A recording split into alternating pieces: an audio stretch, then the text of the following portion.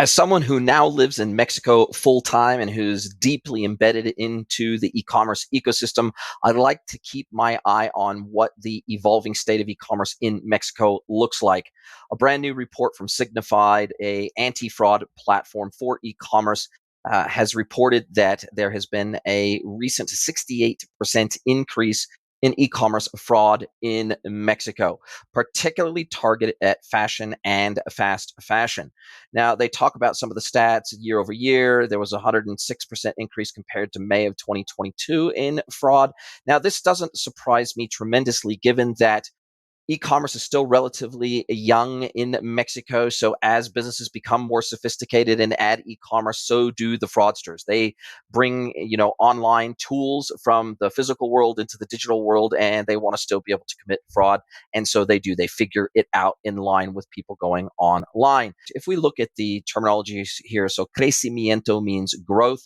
So if we look at total sales volume here on the left-hand side of this chart in gray all the way up to the green bar, 184 million pesos, 333, 429 in 2021, and then a massive jump to 528 million in 2022. But look at these growth percentages. Mirrors mostly what's happened in the rest of the world during and then after COVID. 35% growth in 2019, 81% growth in 2020, back down to 27% growth in 2021, and then back down to probably what is a more sustainable growth level of 23% in 2022. If we move over here to the right of the graph and that little pie chart there, we can see that it's now reached 13.4%.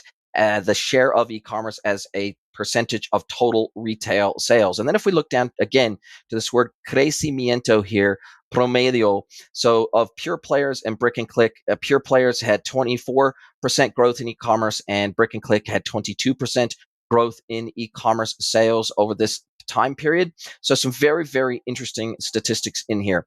They also point out that Mexico leads the way in e-commerce fraud risk in the region in LATAM, but it also leads the region in growth. So, that again, they're growing in line with each other. The e-commerce growth grows in line with e-commerce fraud growth. It's super interesting that there's this much fraud happening in Mexico, given that still not all businesses have and offer e-commerce. It's e-commerce in Mexico is dominated by marketplaces. It's dominated by Amazon Mexico, and it's dominated by Mercado Libre. So it's very, very interesting to see where all this fraud is coming from.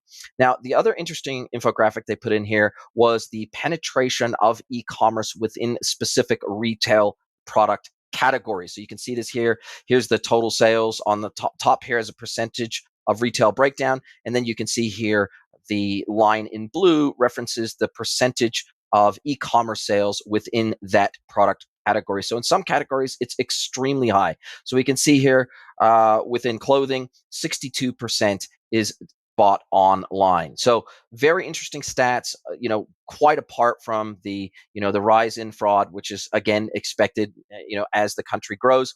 But, Mexico has a long way to go. 13.4% e-commerce as a percentage of total retail is still really small when we compare that to the likes of the UK at around 30% penetration.